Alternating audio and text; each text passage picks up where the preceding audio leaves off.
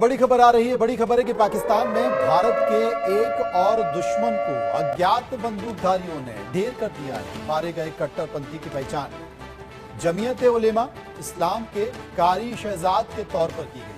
Town में मस्जिद के पेश इमाम को फायरिंग करके कत्ल कर दिया गया। मौलाना शेरजादा JUI के मकामी रहनुमा थे। तर्जुमान JUI के मुताबिक वाकया टारगेट किलिंग है। मकतूल की किसी से दुश्मनी नहीं थी। भारत की एक नई पॉलिसी है पाकिस्तान के बारे में। उस पॉलिसी को कहते हैं कोवर्ट डिटेरेंस। इंडिया कह रहा है जी हम पाकिस्तान के अंदर बंदे नहीं मारते, लेकिन मार रहे हैं। पाकिस्तान के अंदर इंडिया जो है वो कर क्या रहा है? इंडियन ऑक्युपाइड कश्मीर के अंदर जो लोग पकड़े गए, मुजाहिदीन तक जिन्होंने अपने आप को सरेंडर कर दिया, उन तक पहुंचा हुआ है और उनसे इंफॉर्मेशन ले रहा है। बशीर अहमद पीर, सैयद खालिद रजा, अकरम खान गाजी, रियाज अहमद एलियस अबू कासम, शेख जमीलुर रहमान, ये सिलेक्टिव हैं और ये बेसिकली मुसाद और CIA स्टाइल वर्क है। ये कोई आम आदमी नहीं था, इसका नाम था करी शहजादा। करी शहजादा की फोटो ये रही आपके सामने।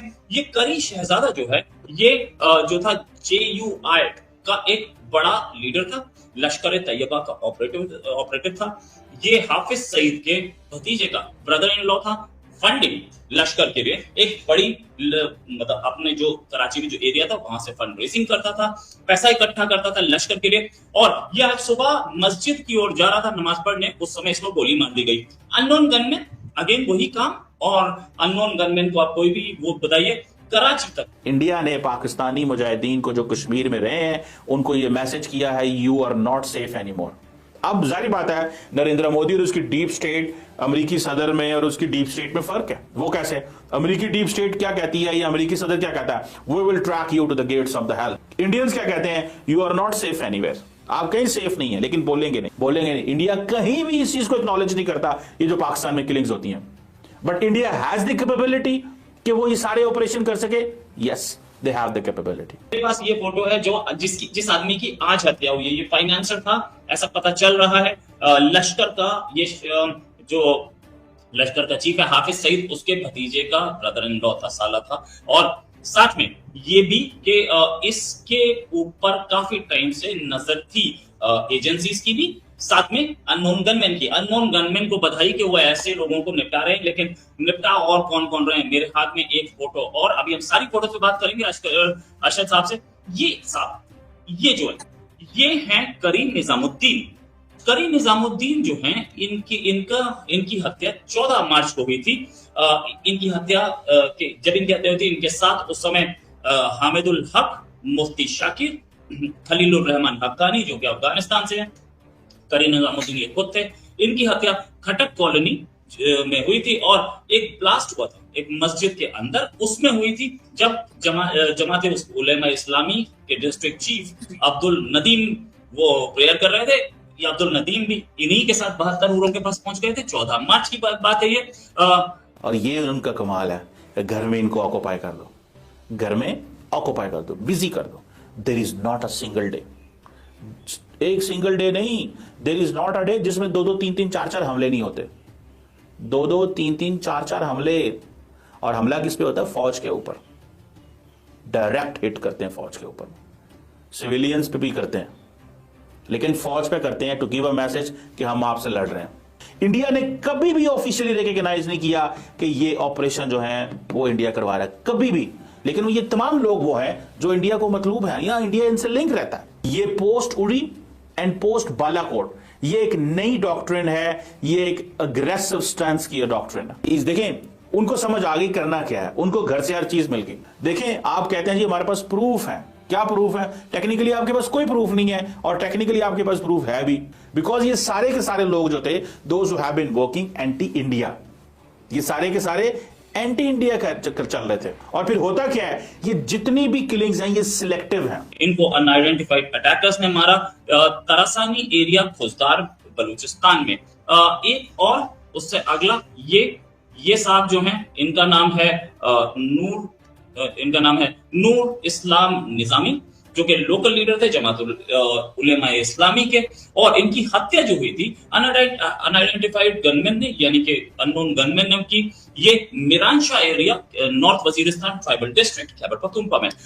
ये सारा का सारा जो गेम है, क्या इस पूरे गेम में कहीं आपको लगता है कि कोई ऐसी पावर्स हैं जिनको पाकिस्तान की आईएसआई और आर्मी रोक नहीं पा रही? क्योंकि ये सब आईएसआई और आर्मी के ही तो पाले हुए लोग हैं जिनकी फोटोग्राफ मैं दिखा रहा हूं। अभी मेरे पास और फोटोग्राफ भी हैं, मैं आपको दिखाऊंगा कौन कौन खत्म हुए। People are being killed in Pakistan, those who have been involved in Jihad Kashmir. वो कैसे जो है उनको मारा जा रहा है, और ये बहुत सारे ऐसे हुए हैं। आपका ताल्लुक लश्कर तैयबा से हो, हिजबुल मुजाहिदीन से हो, अल बदर से हो, जैश ए मोहम्मद से हो, लेकिन इन तमाम के लोगों को, इसका मतलब यह है कि इंडिया के पास तमाम डेटाबेस मौजूद है। India has the database. India ने जो इंडियन ऑक्युपाइड कश्मीर के अंदर जो लोग पकड़े गए, या उनसे इंफॉर्मेशन ले रहा है, या इंडिया के पास अपना डाटा है, या इंडिया मुजाहिदीन तक जिन्होंने अपने आप को सरेंडर कर दिया उन तक पहुंचा हुआ है और उनसे इंफॉर्मेशन ले रहा है। बशीर अहमद पीर, ये हिजबुल मुजाहिदीन का बंदा था, इसको 2023 में रावलपिंडी में कत्ल किया गया। इस तरह सैयद खालिद रजा, ये अल बदर का एक फॉर्मर कमांडर था, जिसको कराची के अंदर 2023 में कत्ल किया गया। अकरम खान गाजी, ये लश्कर तैयबा का एक रिक्रूटर था कहा जाता है, जिसको खैबर पख्तूनख्वा के अंदर कत्ल किया गया। इसी तरह रियाज अहमद एलियस अबू कासम, इसको रावलाकोट कश्मीर के अंदर एक मस्जिद में कत्ल किया गया। शेख जमीलुर रहमान तहरीकुल मुजाहिदीन का बंदा था, जो कि 2024 में जिसको कत्ल किया गया। Government of Pakistan is fighting with the Baloch militants in Balochistan. और फिर क्या होता है, फिर आपके मुल्क के अंदर ही, आपकी गली मोहल्ले के अंदर ही ये कश्मीरी मुजाहिदीन जो माजी में कश्मीर में लड़ रहे थे, ये सारे के सारों में से एक एक को पकड़ा जाता, एक को आज पकड़ा गया। मिसाल के तौर पे अब ये जो अभी कल रात जो हमला हुआ, उसमें क्या चीज थी? उसमें एक चीज देखें, क्या है? खौफ। खैबर पख्तूनख्वा में हमले हो रहे हैं, बलोचिस्तान में हमले हो रहे हैं, पंजाब में हमले, आपकी सारी की सारी जो आप मुल्क के अंदर अमन लेके आना चाहते हैं, उसको उन्होंने जीरो करना है और ये बताना है कि एक नॉर्मल मुल्क नहीं है। This is not a normal country, so you are not safe anywhere. अब हर वो बंदा जो जहादे कश्मीर में ऊपर वाले स्केल में था, दरमियाने स्केल में था, निचले लेवल पर काम कर रहा था, हर बंदा डर रहा है। हर बंदे को इस चीज का पता है कि उसको कभी भी टारगेट किया जा सकता है, कहीं भी टारगेट किया जा सकता है, उसको कभी भी ढूंढा जा सकता है और उसको टारगेट कर लिया गया होगा। क्यों? क्योंकि उनको पता है सस्ते कातिल अवेलेबल है, यहां पर सस्ते कातिल अवेलेबल है। और उनका मीडिया का जो वो जैसे कहते हैं द वे दे ऑपरेट, जैसे बॉलीवुड स्टाइल मीडिया, किस तरह वो बात करेंगे और वो सारे के सारी सोशल मीडिया स्पेस को हाईजैक कर लेंगे, सारी की सारी सोशल मीडिया स्पेस को वो हाईजैक कर लेंगे। Main stream media, print media, they have a control over it. देखिए, आपका पहला क्वेश्चन ये कि जो साहब ने क्वेश्चन किया है कि क्या इसमें इंडियन एजेंसीज मुलविस है या हो सकते, तो यहाँ पर क्वेश्चन ये पैदा होता है कि ये वो एरियाज है, जैसे मैंने पहले आप लोगों को बताया कि साउथ पख्तूनख्वा, जैसे कि खरक आपने बताया, खरक साउथ पख्तूनख्वा है जिसका बॉर्डर नहीं मिलता है इंडिया से। उनको पंजाब क्रॉस करना होगा, उनको कश्मीर क्रॉस करना होगा और उसके बाद आकर कई खरक में कार्रवाई करनी होगी। यहाँ पर सवाल ये पैदा होता है कि इतने सारे जो इंडियन एजेंसीज को अगर वांटेड लोग है भी पाकिस्तान में, तो वो पंजाब में टारगेट जो उनका बेस है, स्पेशली पंजाब या कश्मीर का साइड या दीगर जो एरियाज है जो उनको आसान है, तो वहाँ पर टारगेट क्यों नहीं हो रहे? सवाल ये है। इसका मतलब ये है कि इंडिया की मैं बजाते खुद, ये मेरा असेसमेंट है कि इनमें से मुश्किल से, मतलब मैं ये कह सकता हूँ कि उनका हाथ हो सकता है, स्पेशली जैसे कि आपने खरक के वाक़े का जिक्र किया, जो साहब है जो जिसकी तस्वीर आपने दिखाई। और अगर हम दीगर उसकी तरफ आए